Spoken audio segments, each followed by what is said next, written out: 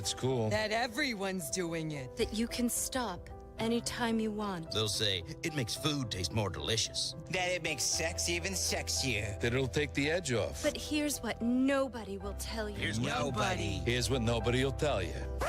It's all true. Go for it. Go. What? What the hell are you doing here? You're the reason we're making this video. Oh, really? Well, that's very flattering. Rated R.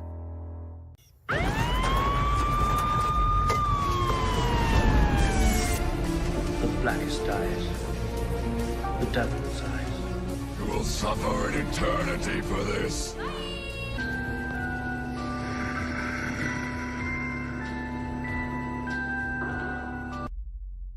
That's okay. Yeah, that's even better. Got a good time for you. And hopefully it's a good time for everybody else too, because we're covering the Happy Time Murders. We had a little shift in our schedule, but you will all appreciate it on Friday when we do the Muppet movie. And we got a great guest, and we will announce that tomorrow on all of our social medias. So stay tuned for that. And Kevin, this is the Happy Time Murders. This was my first time watching it, so I don't really have a memory or a first experience with this until like right now. What about you? Okay, so one of the puppeteers in the movie, or a couple of the puppeteers in the movie, are friends of mine. I'm very big fans of Grant Pachoco and Eric Kuska. And they promoted the hell out of the Red Band trailer when that first came out. And I will 110% support anything those two guys do. They do M. Waverly and Growler in the new Mystery Science Theater series, and they're fantastic together. So when I saw that they were doing something, I saw that it was a Henson production, I saw that it was Brian Henson directing, I was like, I am fucking there.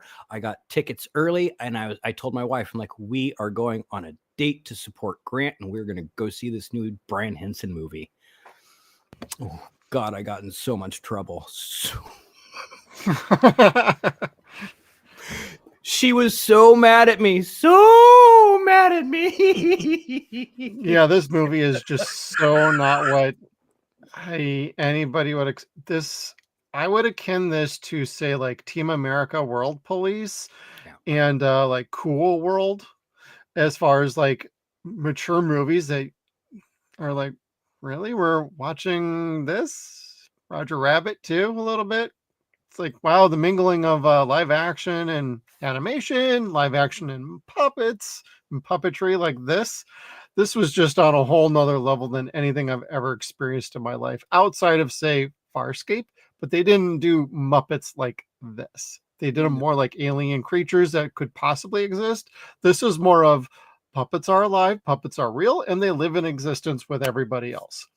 Yes. It's almost like watching Detective Pikachu a little bit too at the same time. I'm like, wow, this is a freaking weird movie. Well, the fun part is it even got political. Like, they were second-class citizens. Yeah. And there was like a lot of racism towards them. And you're just kind of like, oh, damn. Ew. Well, and they all have like names and like slang words for them, like cotton and things like that. I'm like, what the fuck are we talking about here? Sock. Sock, yep. All I needed was somebody to actually throw a sock at somebody and have that happen. But I remember in the theater when I watched it, there was one person that was, I'm not assuming, I know he was very, very intoxicated, but he was laughing the entire time. Like, this guy legitimately thought this movie was funny. Wow, Kevin, I never knew you could talk about yourself in the third person like that. I can. Kevin can. No, yeah, but Kev totally loved this movie. Totally. I laugh throughout the entire flick. I laugh every time I watch it. I do know what it is. I know what its shortcomings are. I know that like the 99% of the rest of the population is more than likely correct and I'm wrong. but this movie just kind of kicks me in the funny bone, and I can't help it. Like, Brian has this production that they do down at the Henson company called Puppet Up, where it's a lot like this. It's none of the Muppets or Sesame Street puppets, stuff like that, but it is Henson puppets. It is Henson performers, and they're doing like R-rated sketches.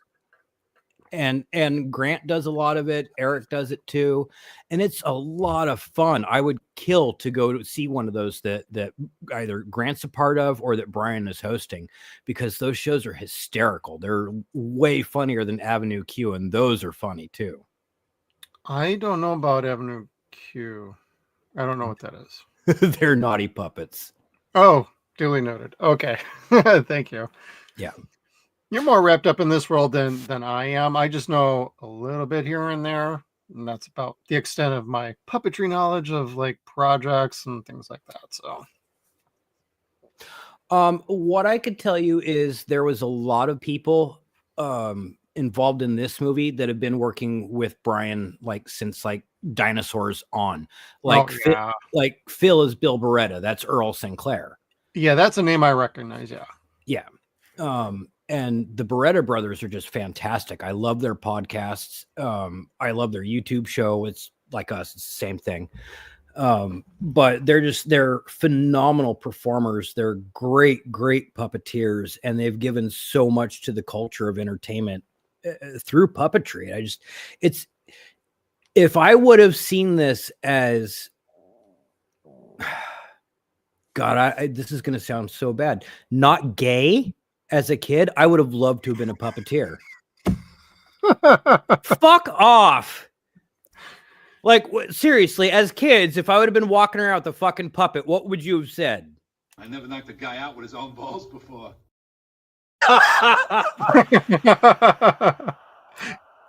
You teed me up for that one, buddy.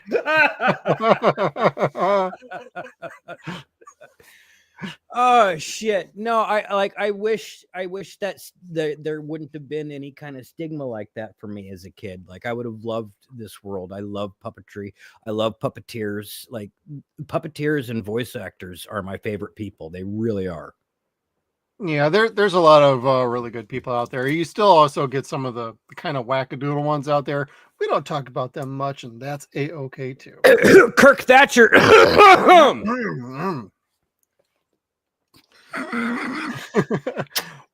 Well, that being said, welcome everybody to 0 Point Reviews, where we talk about the good, the bad, and then we judge these movies. And we will officially judge each other tonight based on this movie. And you can judge us as well, and we'll judge you too. So if you got a comment about this movie, throw it in the chat or throw it in the comment section down below. But also hit that like button and subscribe down below. And Kevin, let's get going and let's get into the good of the Happy Time Murders. The good. So my immediate good for this is the premise.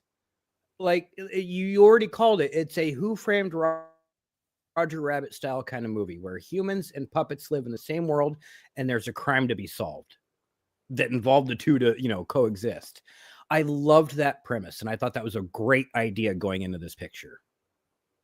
Yeah, I like I mentioned earlier, I akin this to like Roger Rabbit, Cool World. Cool World is probably the closest to this particular movie, considering how much it had, but it didn't have as much like comedy or slapsticky antics. And there's definitely, as serious as the movie could get, as far as like, hey, we're doing R-rated puppets and we're gonna go crazy here, there's still an air of comedy and brevity to it. Whereas with Cool World, it's like, man, this is pretty freaking dark. Like, how much worse could things get, and depressing, and all the antics involved with that movie.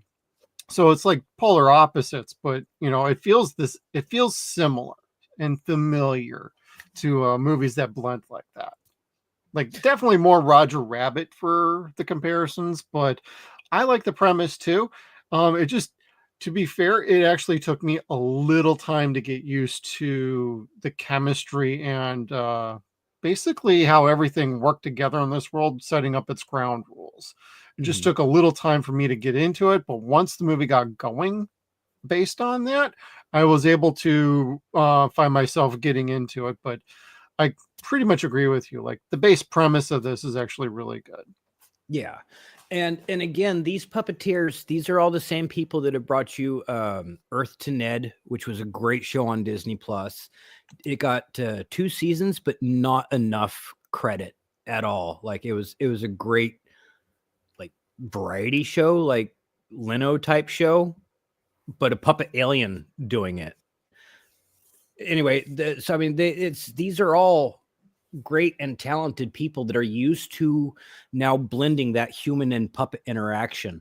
So it's you get that Michael Caine effect where the person is a top-notch actor interacting with another character, not a puppet, not a person, another character. That's how they see them. And Melissa McCarthy does that pretty well on this.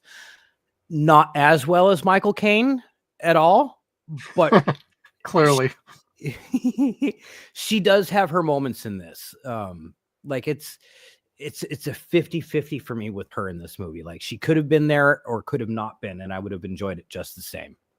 Well, you speak of that, and if I remember right, I think Cameron Diaz was offered the role. I don't really remember if she just passed on it or if she just pulled out due to scheduling or something, but I seem to remember her name being involved with this like years ago. That would have been funny too, because she's got the same personality type, like party, laugh, having fun with puppets. Like I see Cameron Diaz having a great time with that.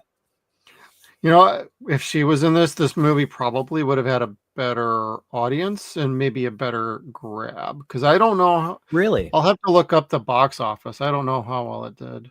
Let's take a look here. I don't recall. But it wasn't a bad turnout in my theater, which is funny because I live out in BFE. Budget was 40 to 47 million-ish. Box office, 27.5 million. Bummer. Yep. Ba-dum.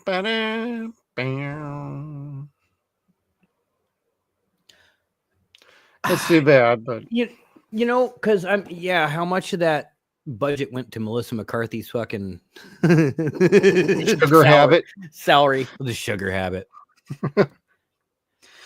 She was okay. I don't she had her dislike moments. Her. She did. She took me out of the movie a little bit, but I'm going to save my points on that for later. Yeah, the good's going to be real short tonight, kids. We're going to flip-flop things around tonight, I'm sure.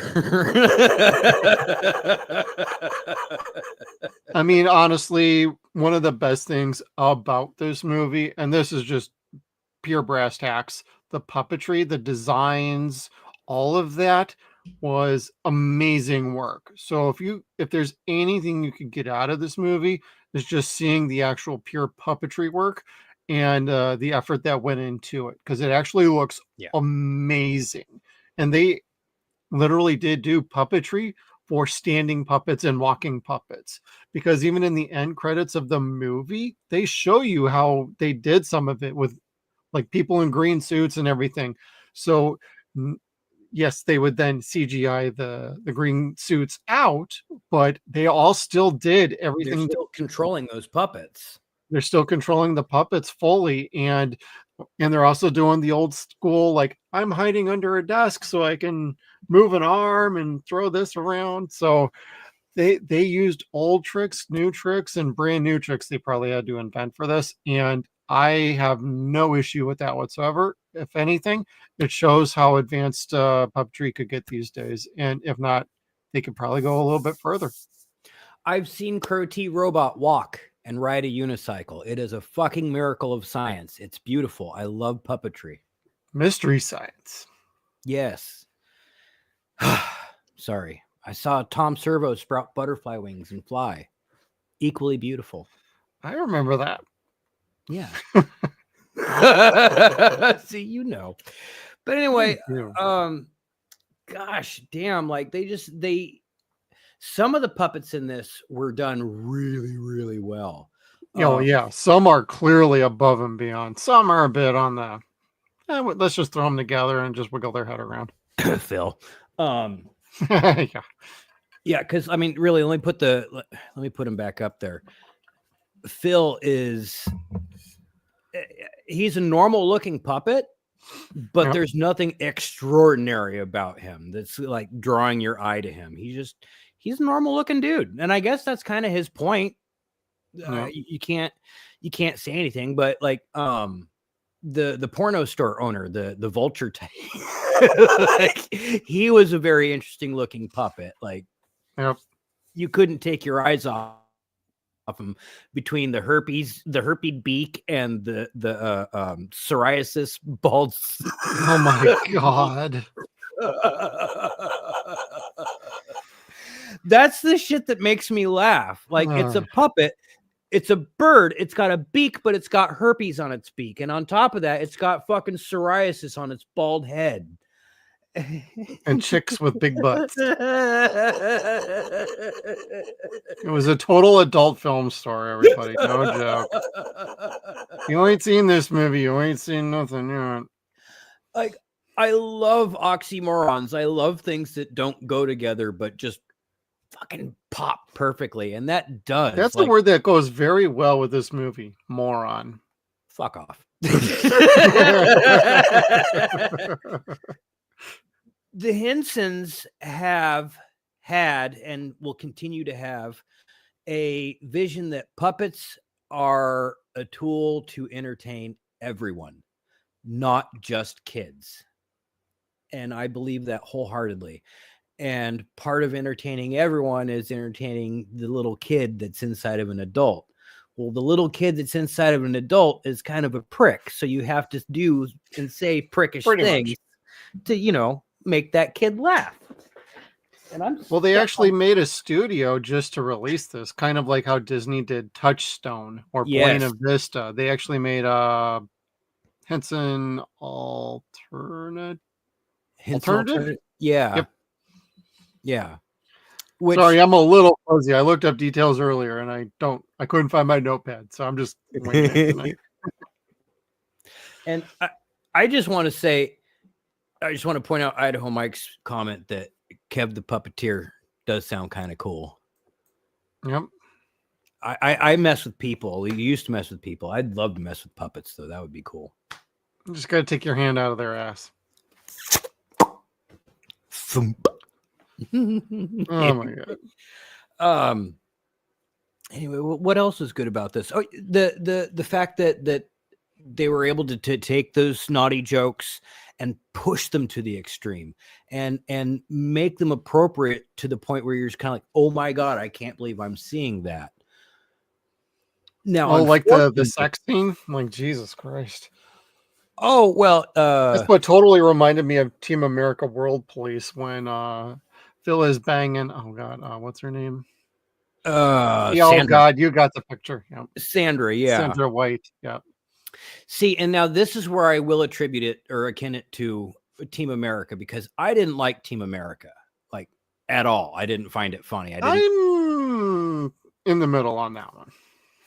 If I watched it again, I might be okay with it, but like, I went in there expecting like basketball or Gazmo, and it just wasn't that for me.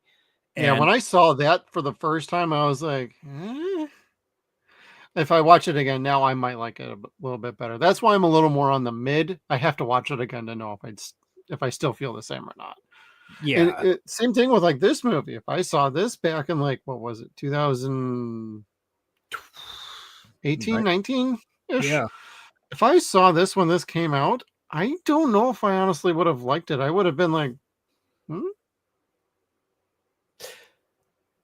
I might have been in the middle on this one too. Like, there is a certain charm to this movie, for better or worse.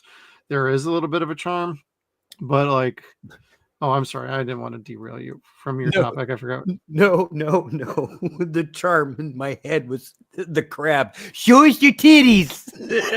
Oh my God. But from the looks of it, you look like somebody who's had crabs before. Show us your titties. And that was Brian Henson, by the way. Yep. Well, and that was the other thing I was going to say was good about this movie. Like, honestly, Brian, say what you will about the story and how mature it was and whether it worked for you or not. Beside the point, the actual work he put on this movie as a director, he is a good director. Yeah. He had great eye for detail in this. The movie is well paced, so he had a great editor. And I just want to give props to Brian. Like, to even try this takes a set of balls, and to be able to provide and direct a film of this nature and actually have it look as good as it did, props to him too. So I thought he did a pretty good job directing the movie. Didn't feel like it was all over the place. It actually had a coherent plot from beginning to end. Whether it was good or not is completely up to the person watching the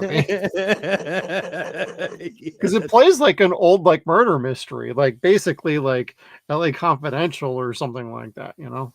Yep, this is a very noir film. The only thing is it's in color, which gosh, and puppets. And puppets, yeah. I don't know. Like, would a black and white puppet movie, noir puppet movie, be as good? Because I mean, there's some stuff in here where like the color really makes it zip. You know, that's a really good point, actually. Now, I watched this off of Netflix, so if people are curious and you have your Netflix, and most of you just watched Monday Night Raw, thank God for surviving that, nonetheless. But I wonder if you could turn the color on the TV to black and white. I probably could. Don't know. It takes a little bit of work to finagle around the menus for most people, so maybe not. And I am undecided on actually putting this in the collection or not. I would have brought it up in the bad or final judgment, but I think it is worth your collection just for the special features. Okay. Because there's a lot, and again, we'll save it for the bad. There's a lot that's on the special features that's not in the theatrical cut. Mm-hmm. Which is funny because it's a 90-minute film. Oh, yeah. Which is long for this movie. Yeah, I didn't feel like it was too terribly long, though. Really? Because that's something that, and I guess we're jumping ahead, but that's something that I kind of felt for the bad was its length. Well, and that's what she said. No! Well, I see how you can feel that way. For me, it took a while for the movie to get going. Once it got rolling, it seemed to be just fine. It's just that first like act just seemed to take a little while to take up to basically set up the premise and the world and all the rules. Yeah, because you don't see Melissa. That was the drawback. And then getting used to seeing Melissa McCarthy and being like, oh, she's gonna be the one in this movie. So okay, yeah. I get it. And then getting used to her humor and how she was interacting with Phil and everybody. So yeah, because at first she's a shitbag. Total. And it's not like her Tammy character or identity theft. Like she's just a hard-nosed shit cop in this, and she does it pretty well. Like there's nothing wrong with her character in this movie at all. But she's really shitty towards Phil throughout the majority of it. But she's that stereotypical good cop in her gut and her heart. She knows what the right thing to do is, and that except for her liver, the liver that you would like, Kevin. I wish. So I gotta find it. Like, where is it? I meant to throw this up earlier. This is like, I love this scene right here. This is like the happiest shit ever. And this is where Grant and Eric were filming. They were the hands holding the Twizzlers for her. Those are definitely Twizzlers. They were not red vines. Correct. And Eric made damn sure that those are Twizzlers because Eric Good man, Eric. Yeah, he likes Twizzlers. His wife likes red vines. That's my wife too. His wife also has an Oscar. So damn it.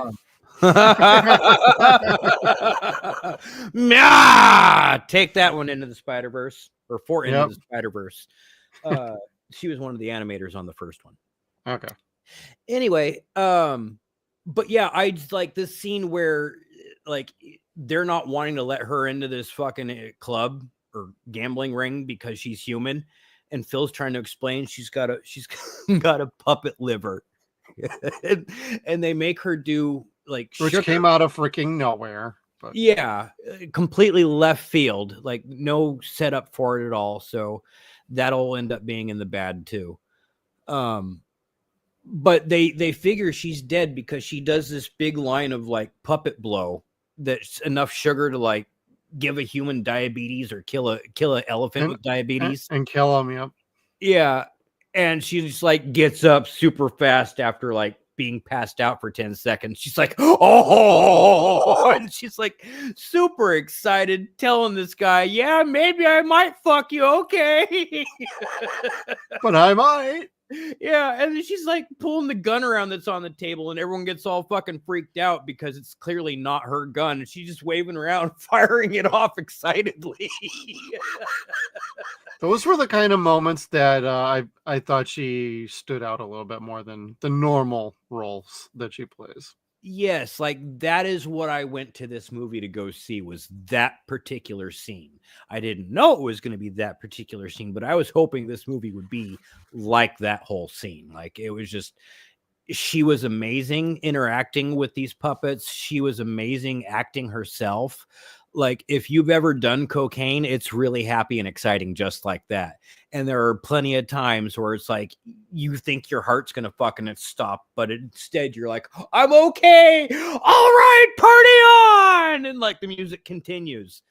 Of course. Yeah, so that scene was just goddamn funny and special until it wasn't. Until it wasn't, and then she's in the bathroom snorting while everybody else gets smoked outside with a shotgun killer. Oh my god. That would have been me. Like, oh shit. Oh my god. And when you're So on true. drugs, you get the fear. So you're like, was that the drugs or was that real? Oh my god. The paranoia. Oh my god, they're after me. It's the fear. Oh my god. All right, Kevin, let's slip on into the bad because that's all I had for the good. So my favorite scene is the picture for the bad. How is that? Because right after she does that, the purple guy goes out and talks to Phillips, and you get this boring ass scene where she's trying to like throw her dick down on the table with this bulldog. Oh god. Which turns out to be a very funny moment, but it was just not the scene that they'd just had. Like it was not that happy explosive anymore. It just the scene changed, and the point of that being is it was a weird edit. It felt like, and it felt like the tone kept shifting. Yes, and that is a continual theme throughout this movie. The tone changes dramatically depending upon what character is in it, what character's not in it. Like the scene got really dark after Phillips leaves. Yep. And you it was apologize. Yeah, and it was still funny. Like it was still really yeah. funny, but it wasn't like, oh my god, she's just done a bunch of blow, and you know that it was just different funny. So I because of what I was saying, like on the special features, there's a lot of scenes that were in the Red Band trailer that weren't in the theatrical cut. I really think this movie got edited to a point where Brian had something probably a little bit longer and even funnier, but they wanted to make it Team America. They wanted the titty jokes. They wanted the shit jokes. They wanted the cum jokes. Like get them. God. Yeah. Every function you can in this picture. It doesn't matter if it's cohesive or not. Just make sure it's in there. There was another scene that kind of came out of nowhere. And while I found it funny, I can understand how a lot of people wouldn't.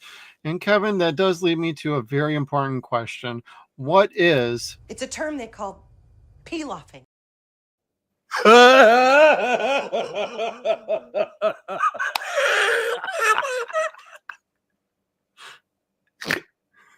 I got Kevin again. Best part of every fucking movie she's ever in. Fantastic actress, by the way. I love her. She was funny in this one. Like between this and Bridesmaids, my God, it's like I'm gonna have a fucking heart attack with the shit she says. Like where she takes a shit in the $10,000 dress in the middle of the street. It's happening. Oh, it's happening.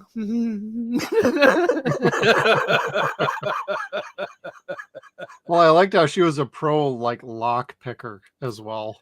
Pro lock picker, like Jack knows exactly what gets puppet semen off of suits.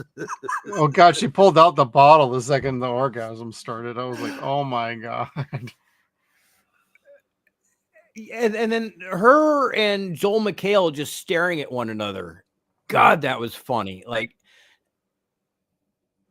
I'm not the biggest of his fans. I don't dislike him. I just don't like watch a whole lot of his stuff. But he was really good in this. I liked him in it.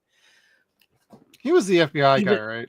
Yeah, even though he was the character that was like very stereotypical. He was your stereotypical law enforcement FBI character. I don't know. He was okay. That's gonna lead me to I didn't really like a bunch of the casting in this movie, to be honest with you. As far as like Joel and I don't know, the chief. It's just hard time. Yeah, the police chief who was in The Office before.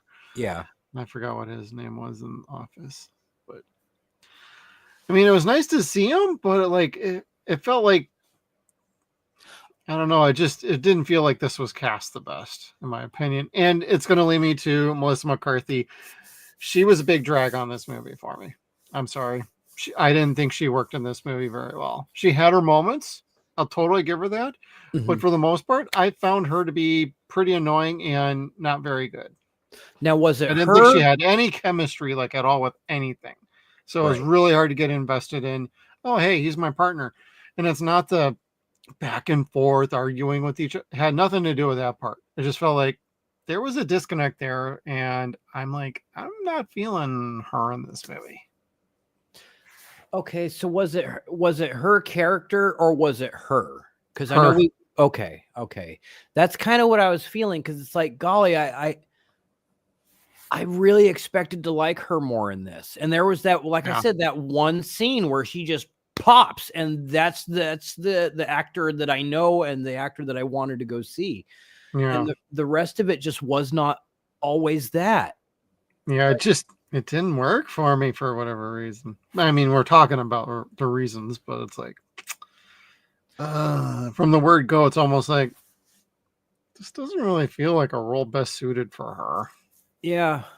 And I don't know. And we saw the same thing very within a very short period of time, watching her do the same thing in The Heat.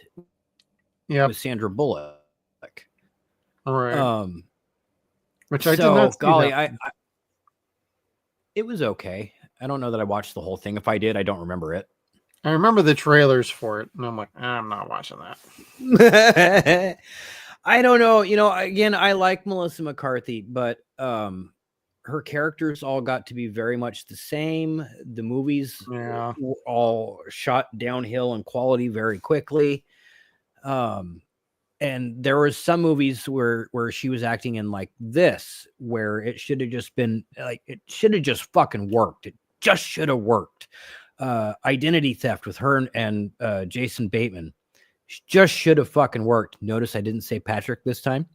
Oh, that's right. I forgot about that movie. Yeah, it was not good. No, I remember fucking hating that movie. Tammy was not good. I remember seeing that in the theater. Like, it had its moments, and then the rest of it is like I wanted to go out and smoke and wait for my wife. And wait for your wife. Yeah, and like he was probably watching a much better movie or something, eh? No, it was her pick. Oh, whoops. Yeah, so it's not always my fault when we see a bad movie. Not always. Good man.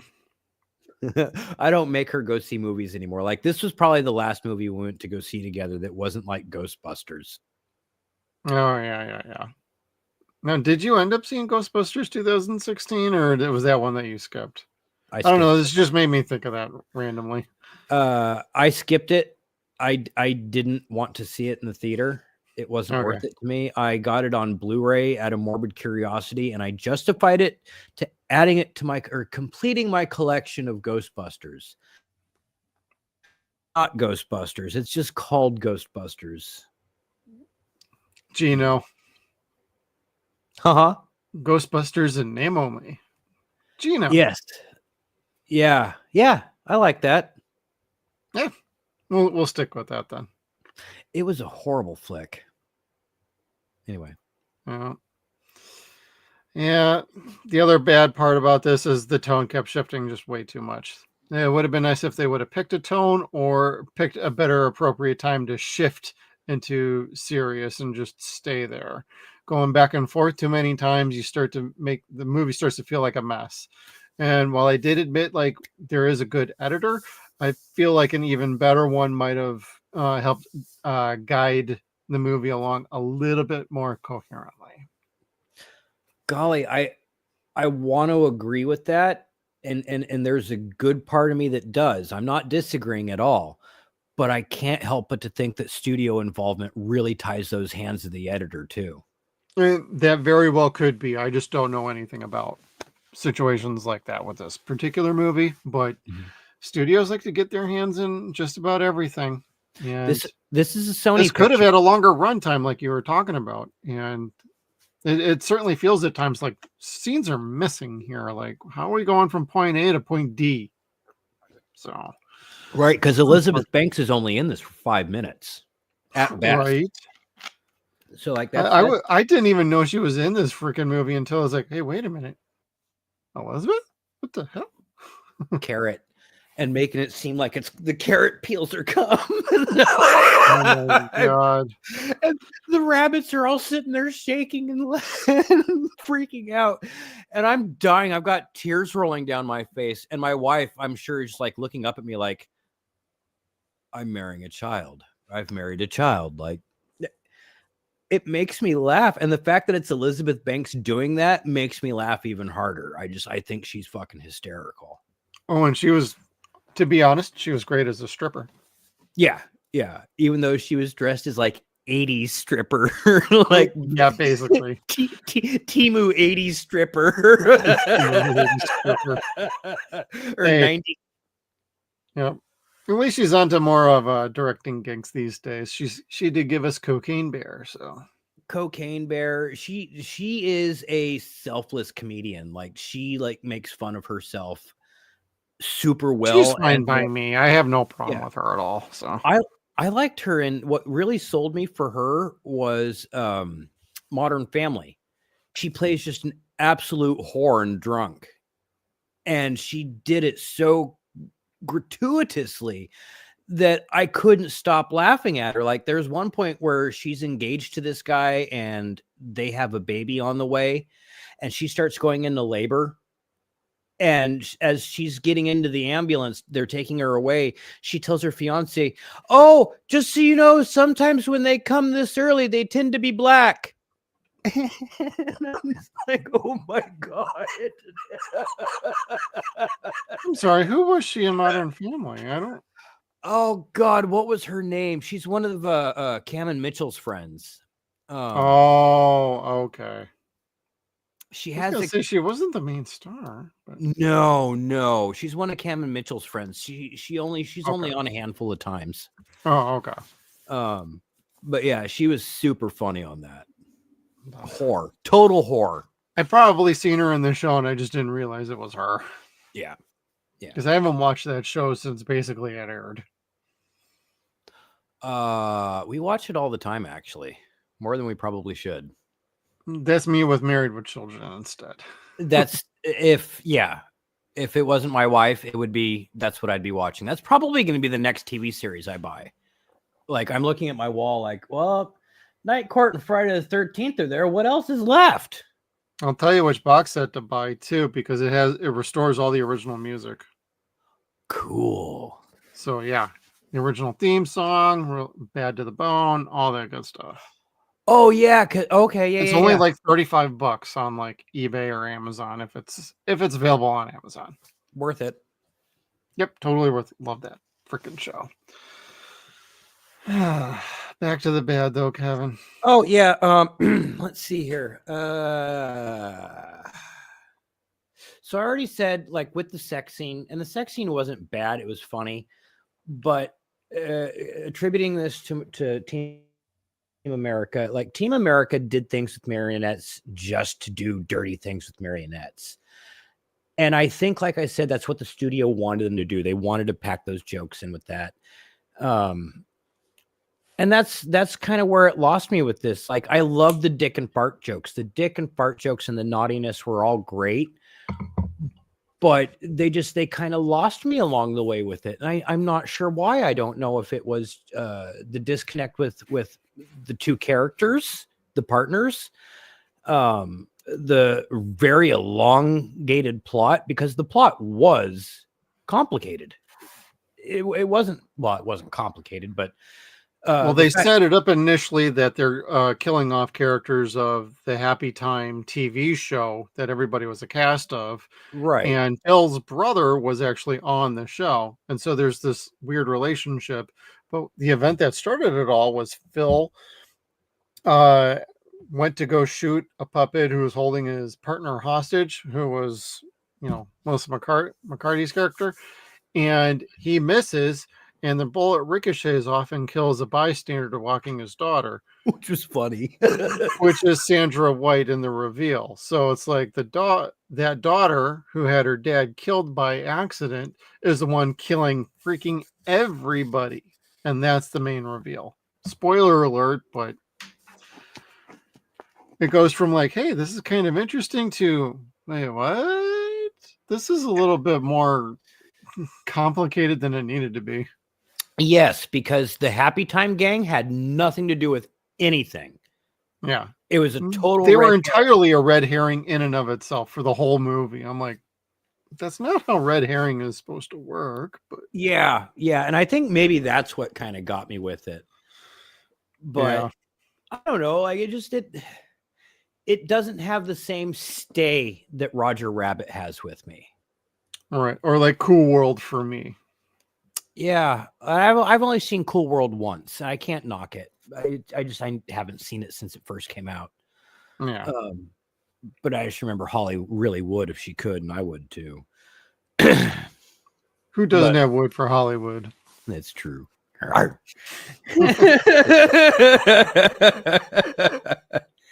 Bet you'd like to peel off her? Yeah, that was Kim Basinger, wasn't it? Yeah. That's right. Ooh. Anyway. Knock out then, yeah. I'm way digressing. But yeah, this movie, the bad, I'd love if Brian would come out with a director's cut. That's really what I'd like to see from it. Otherwise, it feels a little incomplete for as long as it is. It could be about 10 minutes shorter and it would be okay. Otherwise, yeah, I don't have any else thing that's really bad about it. Like, it's big things that I have, like the main character, but plot holes galore. But otherwise, like the comedy itself, I truly love and I appreciate, and it will always make me laugh because I'm an adolescent at heart. I'm a 45-year-old, 15-year-old. Yeah, and for me, the comedy was pretty hit or miss most of the movie for me. When it would hit,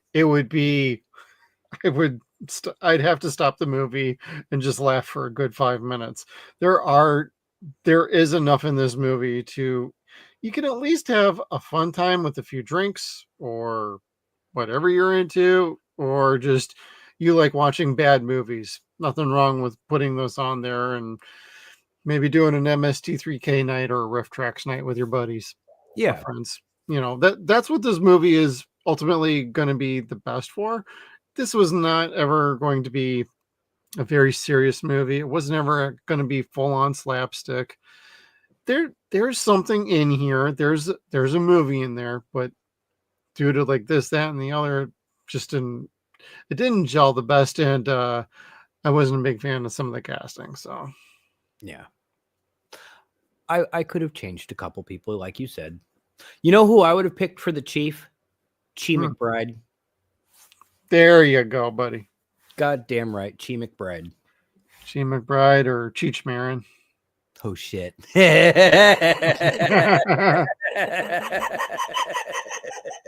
Either would have been cool. Yep. That's just my opinion. But all right, Kevin. Time to judge. All right, man. Oh God, you don't.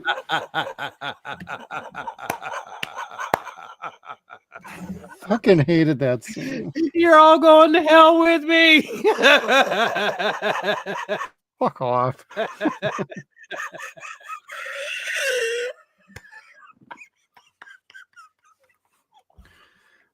That's it. That's it. You're getting one of these. Never knocked a guy out with his own balls before. That was fucking funny though.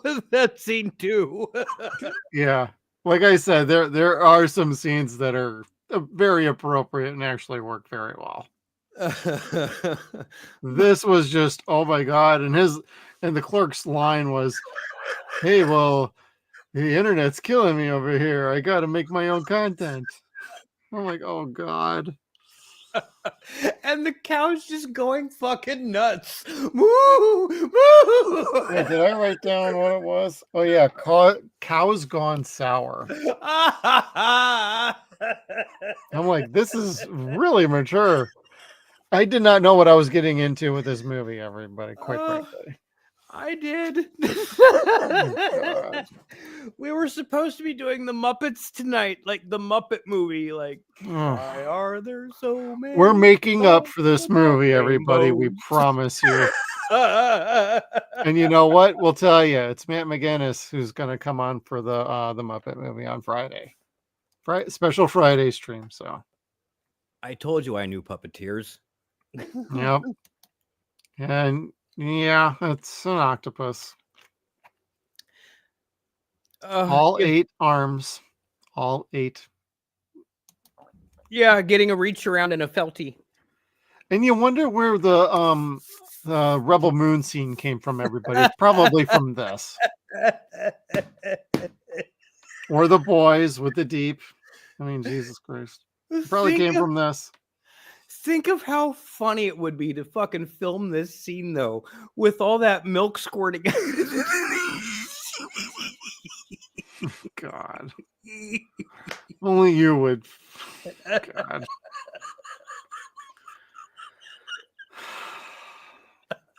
All right, people watching us, you need to judge us for covering this friggin' movie.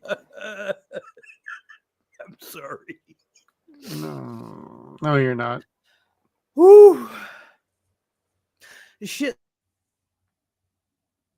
Stuff like that, the total absurdity of it, the shock value, just it kills me. I love it. Oh my God. What would you rate it, Kevin?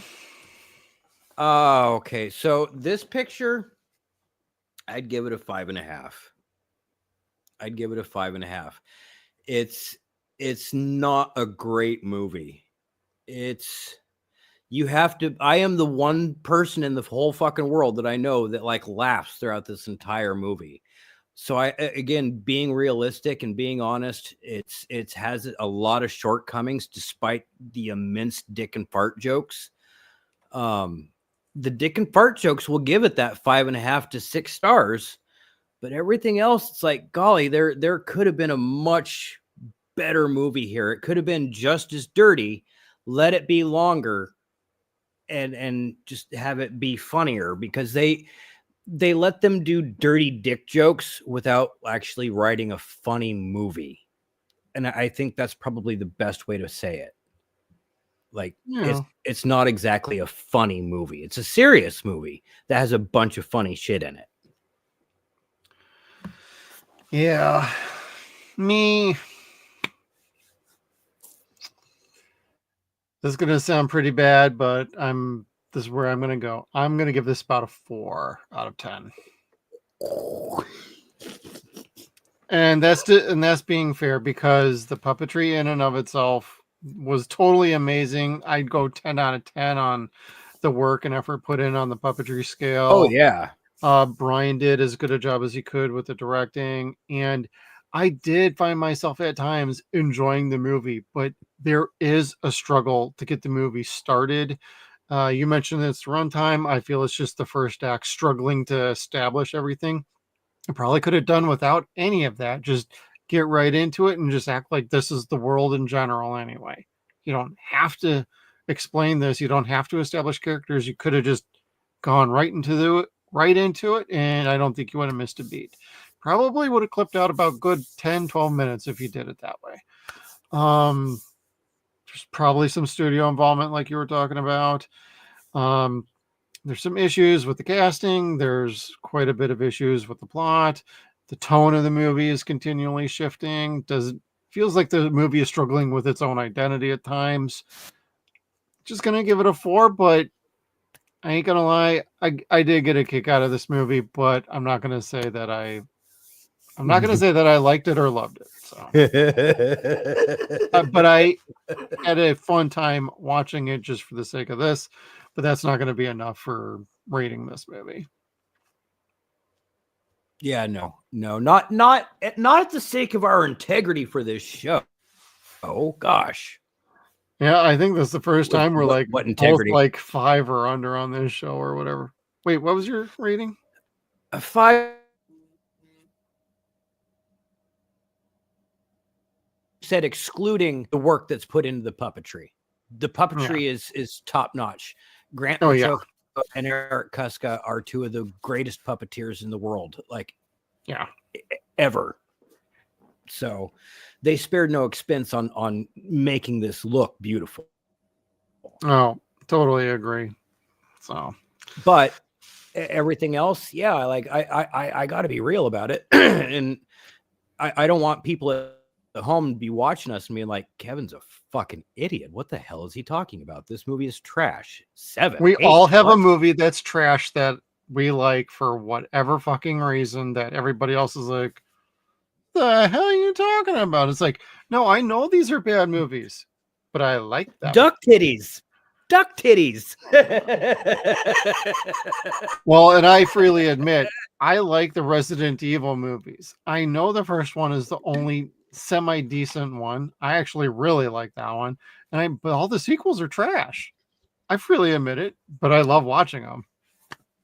I like the second one. Second one had Nemesis. Yeah, that's when they did the Nemesis storyline. So yeah, they fucked up Matt, but otherwise. And I also watch pro wrestling, so who am I to talk? So I have my guilty pleasures just like everybody else does. We also did like Ghoulies, Ghoulies was great, but Ghoulies didn't have a crab that jumped out going, "Show me your titties." Well, I liked it when she handed the 20 to what was that, a cow or a pig that was working with the crab, and it started eating it, and she's like, "You could have just taken the $20 and gone and got food instead of trying to eat it. You don't get this now." the warthog. Oh my god! Oh, it was a warthog. Okay. God. Yeah. Kevin, you got any other thoughts with this movie, or should we send everybody packing after torturing them with this review? We should have done Ninja Turtles. Is really what everyone's going to be yelling at us, I'm sure. Like, we will eventually cover those. Why didn't you do Ninja Turtles for Henson month? Because I wanted to swerve everybody. I know this was going to cause heat. I know this was going to cause a discussion. Because subscribers, killer viewing time. Yeah, that too. It's not a bad movie. It's not a poorly put together movie. It's just not a great movie. Yeah. the end product doesn't translate very well. No, but otherwise, there's some really funny shit in this flick for you. Yeah. If you have a sick and twisted humor. But you also have to have a very tolerant constitution for visual diarrhea. Yeah, that too. Especially when it's like the spray foam that they're shooting everywhere for jizz. It just kept going and going. And the puppet's just shaking. Then he stops and then he has another blast.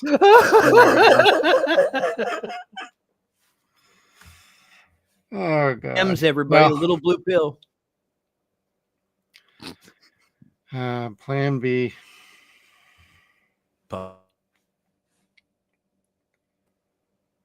Anyways. You eventually caught on.